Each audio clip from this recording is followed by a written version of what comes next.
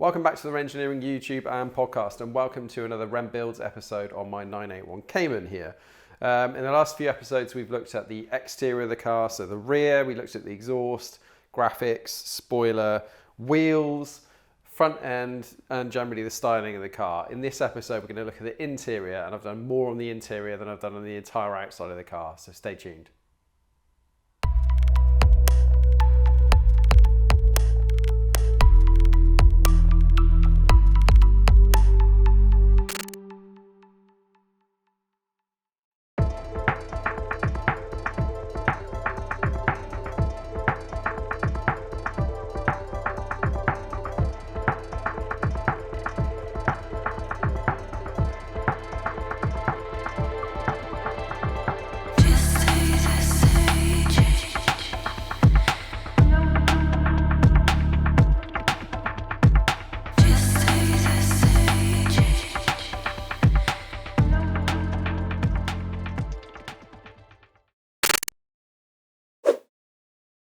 So welcome back. In this episode then, we're going to look at all the interior modifications I've done.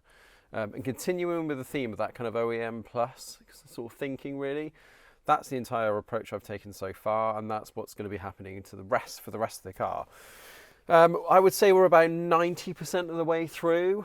What have I got left to do? So in this episode, you're not going to see the seats being retrimmed. That's going to come at a later episode.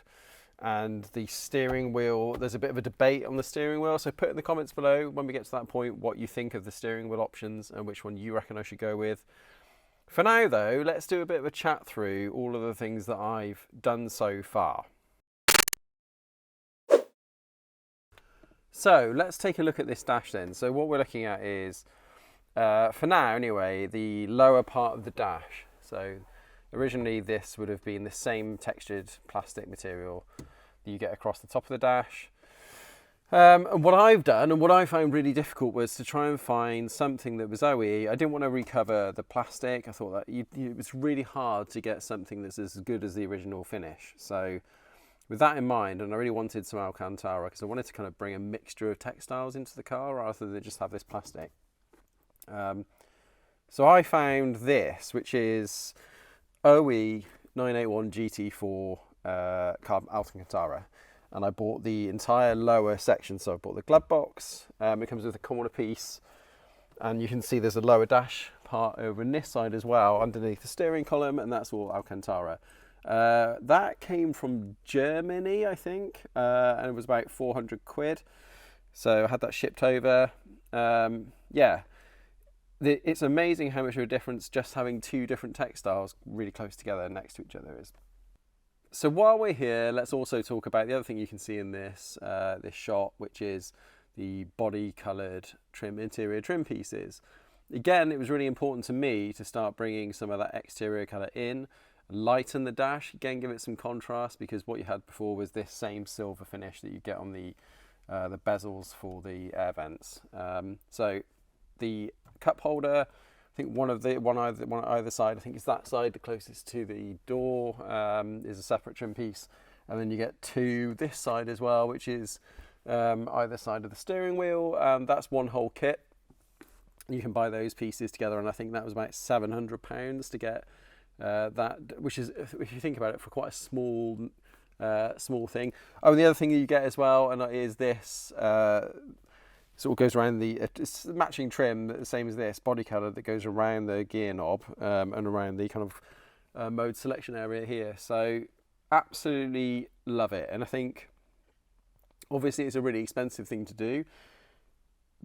Options I looked at, can I find it second hand? No, I mean I looked for, I don't know, 6 months I think, to see if I could find a second-hand set. I will buy second-hand if I can. Like this lower dash is all second-hand because it costs a fortune new.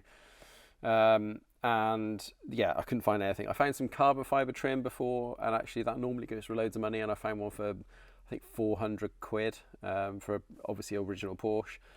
The other option I had was, do I paint what I had already and have send that, not by myself, but send it for professional paint. And it's such a small detail, but if you don't get it right, and I'll add some close-ups now, but there's a small cup symbol that's on this, and I really worried that the longevity, because this is obviously designed to be handled, you know, and for someone to put their fingers all over it, and I worried that by doing that on kind of paintwork, if it's not perfect, then it's going to look pretty scruffy pretty quickly. And it's actually quite a big job. Not so much these are, you know, these two side trims are fairly simple. This isn't particularly fun to get out. It's really awkward and uncomfortable. You know, it feels like you snap things when you're doing it. You don't, but it does feel very uncomfortable to do. This center trim piece is a piece of cake. So that's the Alcantara lower part of the dash and the body coloured middle part. Yeah. Less reflecting on it now, sort of 18 months later, did I think I did the right thing? 100% I did the right thing.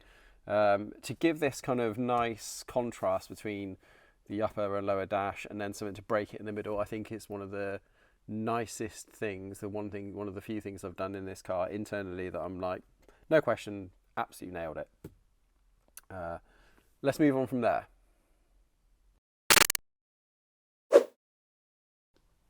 So here we are then in the boot area. I chose when the 4RS came out to purchase the trim cover that goes across. You have to remove this all the time when you're doing engine servicing work, and the one that I had before, or in fact one on every single 718 and 981 is silver, not this black anodized aluminium. And I've always thought the silver kind of looks weird when you look through the hatch. You've got this piece of trim that runs across. They also have chrome bezels rings here on both sides, and I never like those. Trying to really delete as much chrome off the car as I can. I just don't think it's a car that suits it. And it didn't have water and oil, and I just think that's cool. So I purchased this, the two caps, and then you can see as a later addition I bought this crossover bar as well. And again, that is silver on everything other than the 4RS. So the big question mark is whether I do 4RS intake plenum, so the side windows that turn into the intakes and then they snakes into the airbox. I'm meeting Gold Leaf Performance, who have made their own system in April at the Nürburgring. I'm going to the Nürburgring in this car. So I can give you an update as to what their approach is, because theirs is an adaptation of Porsche's version, but kind of their own take. So do I do it? I don't know. You tell me. It's massively expensive to do. It's thousands of pounds to do. I think it looks mega cool. I think it would. I'm not bothered about the volume in the car. I think, you know, I'm happy to put ear defenders on if needs be. Yeah, let me know what you think. Do I do this side intakes in carbon fibre? Who knows? We'll see. Door cards then. So you've now seen the GT4 lower dash part, and I love that. I was really happy with that. I think it really, like I said, I'll repeat myself, but the different textures and the fact that there's a contrast between the top of the dash, the lower of the dash, and then the body colour strips in the middle, really like that. Wanted to carry the theme on with the door cards and give it that kind of Carrera CS kind of thing from the States, with a bit of a sort of racing flavour, but not a track car. That's what I really wanted to do. I picked up this set of GT4 door cards from Australia, believe it or not. I think they were about 700 delivered all the way from Australia, but I literally looked for months and couldn't find anything up until that point. So, and then I added the door pulls, but the door pulls came in silver, and I interspersed some footage of me kind of making the door pulls out of this green material, which is kind of, again, touches on the rest of the green stuff on the car, and it's going to continue through the entire build. Looking back then, so am I happy to this, you know, a year ago? Yeah, absolutely. I love it. It's got the GT4 kind of same Alcantaras in the lower half of the dash with a silver trim, with a silver stitch. Love that. That stitch is going to go on the steering wheel as well, which I haven't done yet. And there's a small bit of leather underneath. Really ties it in. What you don't get on the original door cards, it's got this silver trim that matches the bezels on the dash, and then you got this continuation of the Alcantara that runs all the way through. So all of that together, I think it's one of my favourite things actually. The door cards really, really make a difference, both in terms of lifting the cabin quality, but also nailed the style, that exactly what I wanted really. As if it was kind of that, so again, saying if I could spec it myself and I had exclusive manufacturer opportunity, then that's what I would have done back in the day. The gear knob then. So the gear knob is built by Basil. What had I done at this point? I think I'd done the dash, the trims, the door cards, and I think that was probably about it at that point. Maybe the back bit as well I'd finished. And I knew I wanted something in here that was really Carrera GT basically, but trying to get hold of a Carrera GT gear knob, forget it, not a thing. I didn't even know, because it's a previous generation to this car, whether it would even fit. So imagine if you spend £1,000 on a gear knob and then it didn't fit. So yeah, I needed to find something that fit perfect to the original gear shaft. I didn't want anything that was kind of going to rattle around or that popped off as you were driving. Can you imagine? Not great. Simon from Built by Basil is 40 minutes away from me, and that is just what a bit of serendipity that was, because I was able to go and see him. We shot a tech talk, so that's coming up soon. How these are made, how you can get one, and all the millions of custom options you can have with it. I wanted something that was as close to a Carrera GT gear knob as I could, and he went to the trouble of I got a file for him, and he etched the R logo into the top as well. So amazing. While we're here, I will talk about the gear shifter mech. The gear shift under here is a GT4 gear shift. It's shorter in terms of throw because it's got a shorter rod. I always thought the standard Carrera one's sort of up here somewhere. It's like stirring porridge, really. It's a lovely shift, but it's massive. So yeah, it's just a shorter shaft. That's pretty much all it is. Everything underneath is, I had them side by side, one for one. In terms of difficulty to fit, it's mostly removing the trims. Porsche is amazing at making things removable and reassemblable without damaging anything. So I think it probably took me about an hour to do that, and the gear shift knob took me about 10 minutes to do. It's that well made. That pretty much covers here. As I'm in this area though, and as you can see that this head unit here is an Erisin head unit, and it's the replacement for the JoyeAuto system that I added originally. So coming out of the Carrera T, one of the things I loved was the PCM4 over the CDR31, which is the kind of original head unit that was in this car.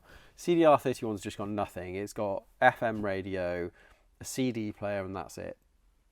Not great. It had an aux input, so I used that for nav, but I knew I wanted something better because I was a bit spoiled by PCM4 really, and having CarPlay. So, and at that time, NM Automotive, JoyeAuto, and a couple of other people had started making these modules that you could kind of basically take out the original assembly, remove the sort of fascia off it, and then kind of disassemble or partially disassemble the unit itself, plug some ribbon cables in, add some cabling in, and there was a secondary command box, and that command box would have lived under the carpet somewhere. I went to the trouble of doing all of that. I really did the best I possibly could because I didn't want it to be a half-baked installation. That control box doesn't live very cleverly anywhere. Auto Amateur, big shout out to Auto Amateur. I use your reference material a lot, mate. And you did a cracking job, I thought. But yeah, I couldn't find a way of fitting it. Or it sort of sat behind the carpet. It never really looked great. And what made it worse is the freaking thing broke. So not only does the screen resolution not change, you've still got this very old kind of slightly latent screen. So you touch the screen and you don't get an immediate response. Yeah, the screen resolution is terrible. So even with CarPlay, when it worked, I got all giddy for about 15 minutes and then realised it was still crap. It always felt like a compromise. It never really felt like a proper solution. So when it stopped working and the head unit stopped working altogether, I kind of lost my shit a bit at that point and took it all out. Promised I'd tell the truth about it on the channel to myself. I said, right, if you're going to talk about this, you've got to talk about it honestly. Would I recommend JoyeAuto? Absolutely not. I think all of those systems have been superseded by this. This is an Erisin unit. Now, they are basic Android head units in much the same way that you've got them in pretty much for every car now. The really only thing that's different is the bezel that sits on the front. The screen and sort of the touch points for the specific car, but everything's behind it is just basic Android. But it's great. It takes 10 minutes to install. The only thing I didn't like that it came with is it came with some kind of chrome buttons, chrome jog wheels here, and here. And I spent about a day, I think, literally going through every variation of replacement ones I could find. Ended up finding some on AliExpress for like £2, I think it was. They were the right kind of fitment, but they were too big, so I had to get the Dremel out and Dremel kind of the backing off, so they sat flush to the actual head unit itself. But I think the difference between the little chrome buttons, the little chrome knobs you get, and these is just night and day. I think those ones, it was by luck really that they just look exactly the same as a sort of factory fit might look. So I'm really happy with the Erisin. Until I was about to show you, I was like, oh, I'll just turn it on and show you how good it is. And then I left the car on trickle charge for about a month, and the thing's dead as a doornail. I'm not the first person. Al Satch, again, hello mate. You had the same problem and messaged me on Insta and said, yeah, thanks for the recommendation, mate. It worked really well for about 2 months. Now it's dropped completely dead. I've already messaged Erisin to say, what the... and they messaged me back and said, just disconnect it at the back and reconnect it and it'll restart up. So I'm kind of in a bit of a debate at the moment. Yes, it's really good. I drove all the way around France using the nav. You get weight, you get everything that CarPlay gives you, and I loved it. It was fantastic. The sound quality is really good. I noticed that people on some of their boards, I think 911 UK maybe, or I can't remember which form it is, but they talked a lot about static or the kind of noise floor being too high, and you get a bit of breakthrough. I never got that with this. I bought the adjustable inline attenuators in case it happened, and never happened. So when it works, it's freaking great and I love it, and it's not a long-term solution. Ultimately, what I will do as soon as Porsche releases it is buy the PCCM Plus, but they don't make that for the 991 generation or 981 generation yet, so I had to do something else, and this was kind of the best of the two options. So add-on modules to original equipment, I think they're all poo. Don't bother buying one. Erisin is 250 quid. So when you think about it, it's relatively cheap. When it works, it's amazing. But yeah, if it doesn't work consistently, I don't think there is a really good solution right now. I think this is the better of the two solutions. But yeah, there's got to be something better than that. I will update when I hear back from Erisin and we get because I've said to them, that's not a suitable kind of response to say, take the whole stereo back out and reset it. I mean, who's going to do that on a regular basis if the thing drops out? It's just stupid. So hopefully they'll come up with a better solution that's a long-term fix. But until then, it's this JoyeAuto, or stick with what you got originally. If you got PCM, then maybe that's the thing. Just stick with that for the time being. But yeah, a lot of words. This is pretty good. It's not perfect. None of them are perfect. Gauges then. So I hadn't found anything for weeks and weeks and weeks of looking, but I really knew that I wanted a custom set of gauges. From Porsche, you can get red, yellow, silver, and black, I think. I think those are the only options you can get. I knew I wanted something different. I wanted to pull that Irish green colour that you've seen now around the car, on the decals, those sorts of things, and on the door pulls, the GT4 door pulls. I really wanted that, but on the gauge, you've got the user instrument segment, which is digital, so you can't change that. You've got the speedo on the other side, and then you've got the rev counter in the middle. To kind of pick up on a bit of sort of Ferrari-esque thinking, I suppose, and for symmetry, I wanted just the rev counter. I didn't want the speedo to be done at all. Gauge faces in the States were amazing. I worked them for probably about 3 weeks with varying different options, and they sent me 3 over, basically. I paid a slightly discounted rate, because I said I'd give them a fair review. When this video came out, I'd actually show that what the available options were, and I have to credit them, right? Again, in this kind of like further on down the line, what do I think? Yeah, doing the job's a pain in the arse, right? I'll be completely honest. I cracked the outside trim for the actual gauges, but ultimately that's not their fault. The quality of the gauges is amazing, and it's a massive hit. Again, I really love it. They even went to the extent of putting Renngineering, the Renngineering logo in the actual gauge cluster as well. So yeah, love it. Again, it's one of those things that's super subtle because it's quite dark in there. You don't see a lot of it, but yeah, really smashed it.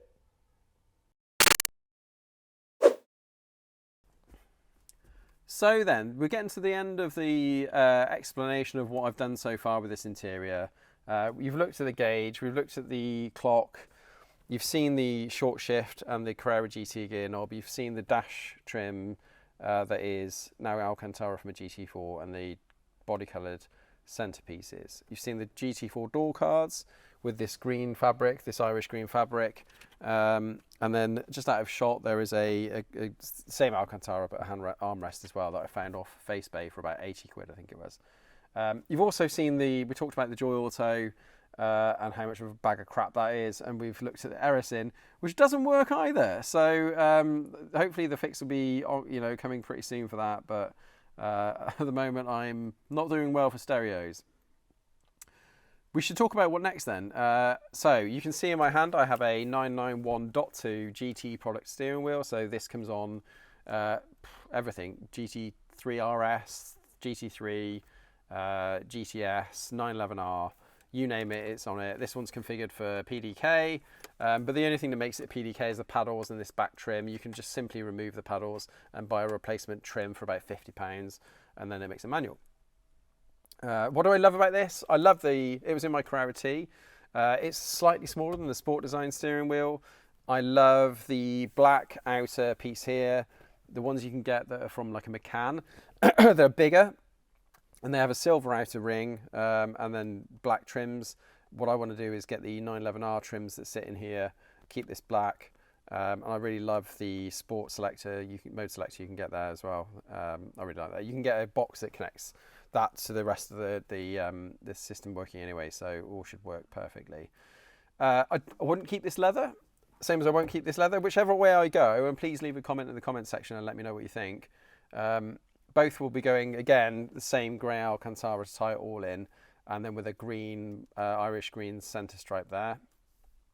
That centre stripe is that Alcantara will then go on the back of the seats, on the seat backs. So the seat shells are this silver colour you can see right now, and the intention is to cover all of that in Alcantara. It's quite a tricky job. It requires complete disassembly of the seat, as Dave the Trimmer told me. We'll be doing a tech talk on trimming with Dave the Trimmer, by the way. Yeah, so Alcantara, green centre stripe, black trims, and obviously a replacement airbag unit. Let me know in the comment section which way you think I should go with that. Seat centres, centre panelling then, I have bought some houndstooth. I've gone over backwards and forwards for such a long time on what the seat centre should be. And I had some wild ideas, and I kind of tailored back from the wild ideas, and now I've come full circle to actually something like houndstooth that ages really beautifully, and it kind of just, it doesn't run out of, like, it doesn't age, it's just something that's classic. So that's what I've got. It's kind of a grey and pale white colour, sort of silvery white colour, and I think that's going to really nicely tie in with the so the stitching on here as well will be silver to match the rest of the stitching in the car. So that should all match lovely, and the grommets I'm going to have from a Singer, that kind of, so the 3 there and some of the lower seat back as well. These seats are really great. They're Sports Plus with the embossed logo and the headrest. I really love them. I've got no reason to change. It's a road car, and to change to lightweight buckets would be about 10 grand. I'd love to do that, but I want to get on with the Rem 550, and 10 grand buys me a chassis. So chassis versus seats is a no-brainer. What else then? So Dave's going to also do a gear shift boot in the same Alcantara as the rest of the Alcantara in the interior, obviously because it's too long, because this has got the GT4 shifter, and I didn't want to pay £300-400 for a replacement shift boot, because you have to buy it with the gear knob. It's so annoying. So Dave's going to make me one that fits better than this. That's happening in May. I think that's it. The only thing I'm going to do after that is change the seat belts, the webbing on the seat belts, but I need to get the rest of the interior trimming done before I can do that, because I want them green, but I don't know if it's too much green. So yeah, if I have all the seat backs done, seat centers done, steering wheel on, boot done, and then come back to the seat belts as the very last thing to do. And that's pretty much the car finished at that point. The only thing that I haven't got booked that I've got planned is to get the brake calipers in dark green, that Irish green as well. So with Renngineering logos on them instead of Porsche. I haven't got that planned in yet. There's a few companies that do a good job, but nothing in the book as yet. I think that's it. I'm going to leave it there. Thank you so much for watching. Do let me know what you think about this interior. Let me know if it's, in your mind, too subtle. I could have been braver. Let me know if you think I nailed it in terms of finding the balance between that exclusive manufacturer OEM plus kind of look. Is there anything I've done that you think is a complete car crash I shouldn't have done? Or could I have gone further? What are you going to do to your car? What does your interior trim look like, and what changes have you made? I'd love to hear about that as well. I'll be back next week with another Rennbuilds episode, but it's the final one for this car for some time, and that's on the suspension at Barn Sport, the KW height adjustable coilover kit. And that's it for me. So thank you ever so much for watching. Do hope if you like this episode and any of these Rennbuilds episodes, do like and subscribe. It makes a massive difference. And I'll see you back next week for the final Rennbuilds episode in this series. Take care for now. Bye bye.